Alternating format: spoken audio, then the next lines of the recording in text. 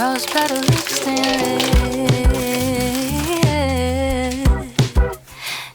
I'm lost in a whirling blur in my head,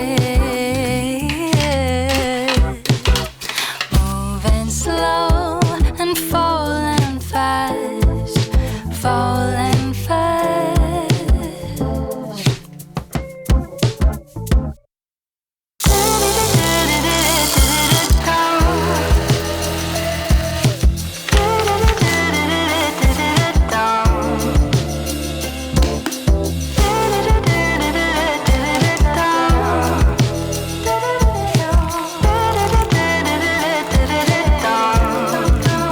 Spin me around and take my hand, hardly more than friends. Yeah. Blue-eyed baby. Good morning. Today is a long run day, 11 miles to be specific. And over the past several weeks, I have really been fine-tuning my nutrition immediately around my runs. You've maybe seen some of this process in other videos. Initially, I found myself falling into the trap of kind of trying to save up carbs and calories for later in the day, which, let me just say, that's a really good way to screw yourself over. And one rationally that I knew, something rationally that I knew didn't make the most sense, wasn't the wisest, but it's like an easier thing to do than you would think. But yeah, it's not gonna do you any favors. It's a great way to either undereat or overeat and not fuel for function. So don't do that. More recently, I have been really focusing on getting all of my carbs, specifically in immediately around my run, and being really specific with it, because I think another trap I was kind of falling into is feeling like I need so many more carbs, and then I would get really hungry after a run and actually end up eating more than I needed. So it's all a process. There's figuring out to go with this, but I think we're in a really good spot. Samuel found a formula that a lot of longer distance runners use that suggests you do 1 gram of carbs per kilogram of body weight, which comes out to about 0.45 grams of carbs per pound of body weight an hour before a long run. And then every hour that you are running, another 24 to 60 grams of carbohydrates from there. So I weigh about 150 pounds. I don't care if you guys know. And 0.45 times 150, it comes out to about 67 carbs before the run. So you guys saw that I made that smoothie bowl, and I used just yogurt. I use vanilla yogurt, which I rarely ever do, but it's good for this purpose. I used yogurt, berries, banana, and honey on top with a little bit of raw milk in there. And then I also made a cup of black coffee here, just pour over. I'm gonna be enjoying this now that I finished my smoothie bowl. And it's about 8:14 now. We're gonna run at 9 o'clock. I won't film running, but I will show you what we're going to be eating during running. So you can get gels at the store. They are kind of stupid expensive, I'm gonna be honest. They have unnecessary ingredients and they taste disgusting, at least the one that I tried. Granted, very small sample size, but we found that we could get these gel packets online, not from Amazon. They took like 3 weeks to arrive, but we could get those gel packets online and fill them with honey. So that's what we're doing. I'm going to stick to about 30 grams of carbs every 4 miles, which comes out to about 40 minutes at my snail pace, maybe even 45 minutes at my little snail pace. So I'll have 2 of them during this run, and then I will check in with you guys after.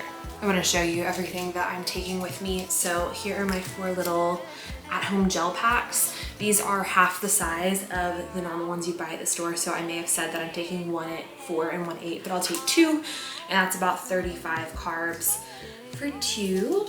And then I have my little Solomon running vest, and it's probably silly. I wear this like every time I run just because I like to have water on me, even if it's just 3 miles, but especially on these long run days. They come with these 2 soft flasks, and you can just pop them in either side up front, and there's also space in the back for like a bladder, a Camelback style bladder. I guess they make their own as well that you can buy, but either will fit. And this thing is the best, not only for running, but especially for hiking as well, because I hate carrying water bottles. And it also just feels better than carrying a backpack or even just carrying, I guess a regular Camelback isn't bad. But I like how the weight is distributed. It just feels better to me for it to be on the front. Plus then you have room to put stuff in the back as well. And so you can put like a jacket in there. If I run in a sports bra, I'll put like a shirt. Sometimes we'll go to a run club and I want to throw on a shirt afterwards, obviously. So put that in there, put my wallet back there, because sometimes we'll stop for coffee or a snack, but definitely recommend. It's a little pricey, but I'll link it below. It is so worth it if you are a runner or a hiker. We've even worn it skiing before. You just have to be careful not to lose the bottles.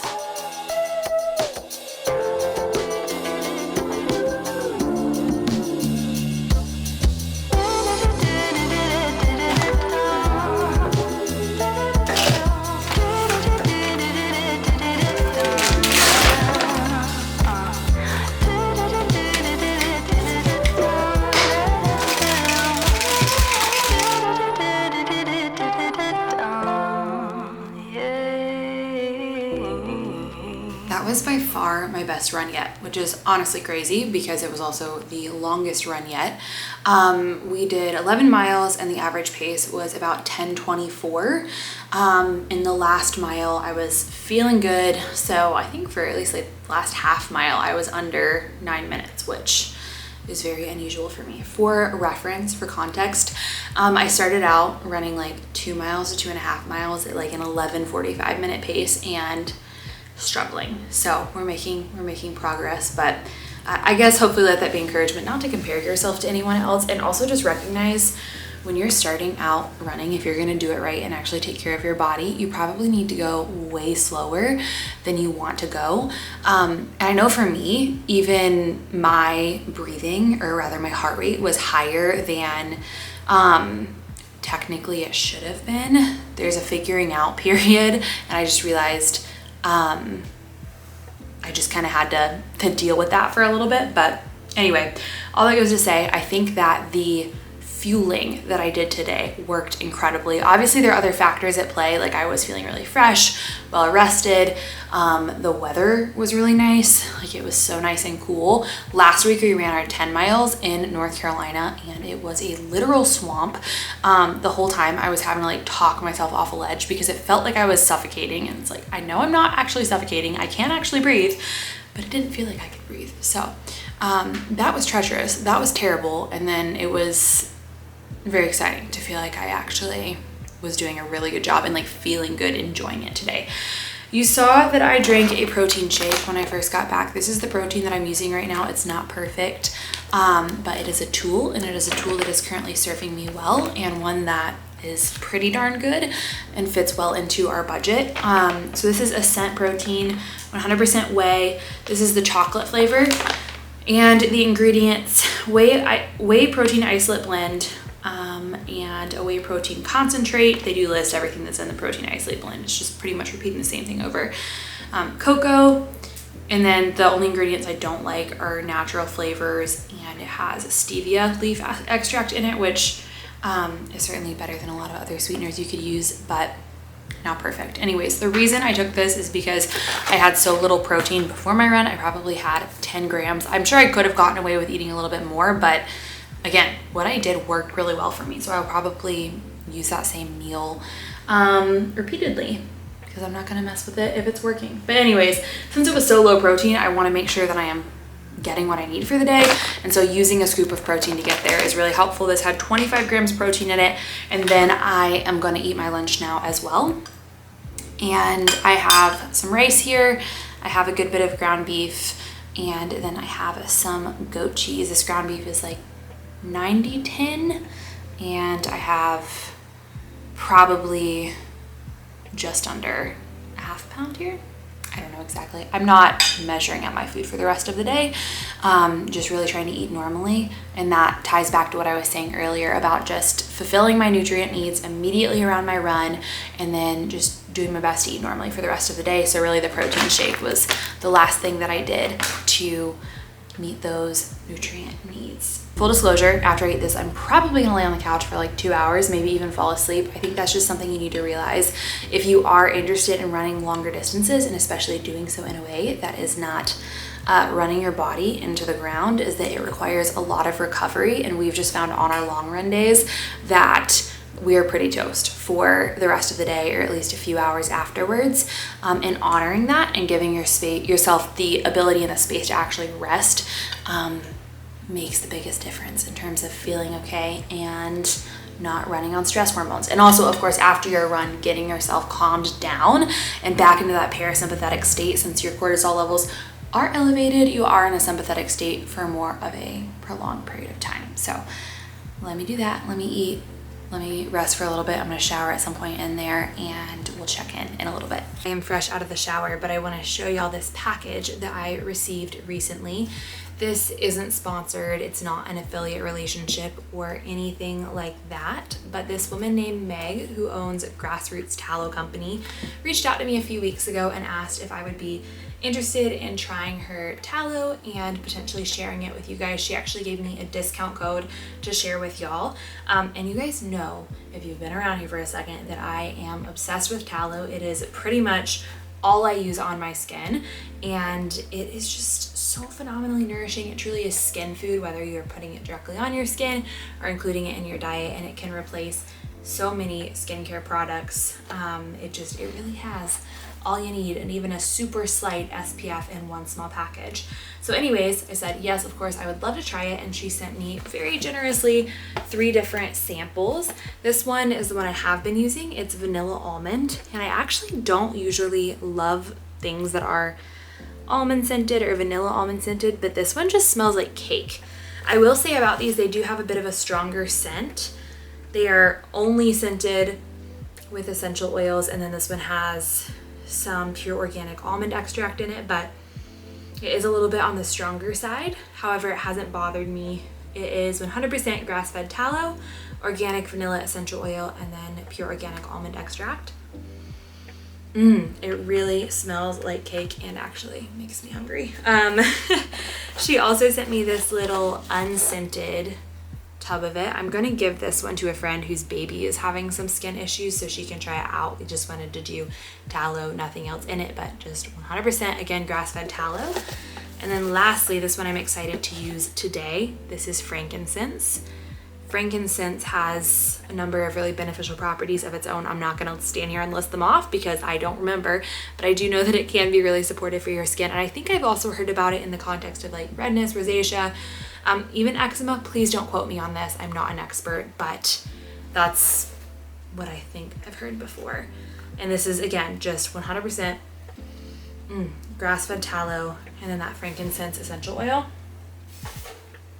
I will say, in terms of texture, this is probably the most luxurious tallow that I have used. So highly encourage you guys to go check her out. You can use code SALLY20 to get 20% off your order. She's over on Etsy, and I will link her storefront down below. But really lovely lady, really lovely products, and I always love just having the opportunity to support another small business owner. Okay, I am thinking I'm gonna go make a little latte or something like that. Oop, I just got it in my hair. And then you can also use tallow as a hair mask. By the way, I haven't done it, but I've heard that it works really well for some people. My hair, I don't generally have a problem with like moisture in it, but anyways, I'm gonna make a latte or something like that. And then I have just a little prep that I need to go ahead and do for dinner. And then I don't know what we'll get up to. I don't know what we'll eat next. We'll see.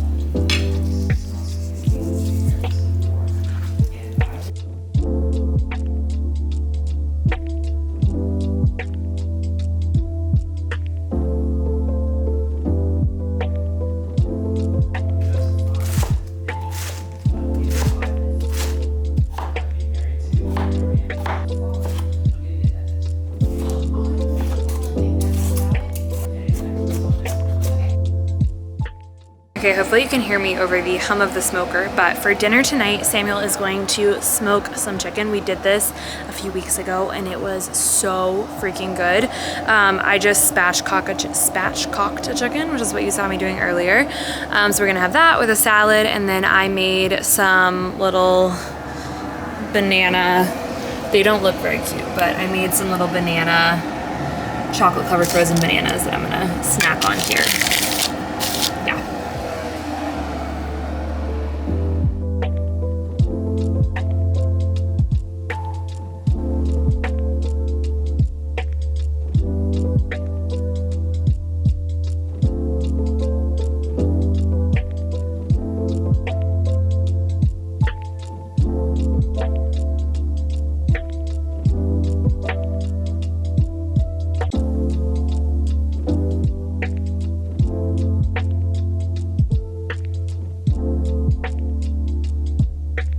I also have just a little bit of steak left over from the other night. This is probably 10 to 12 grams of protein would be my guess, which I'm gonna eat now with those bananas because I am hungry. I need to eat some protein with them, and dinner is probably like an hour and a half to 2 hours out. Okay, and last thing, my dose of magnesium glycinate for the day. All right, y'all, we are gonna eat this beautiful, slightly mummified, but I know it will be delicious tasting looking chicken, and the salad that I showed you a little bit earlier for dinner. I'm gonna sign off. We're gonna eat dinner. We're gonna watch The Matrix tonight, and we got some popcorn as well. Not the most digestible snack, but still a fun movie snack. So do that for carbs after we eat the rest of our meal. But hope you enjoyed watching. Please don't forget to subscribe. That's it. All right, bye.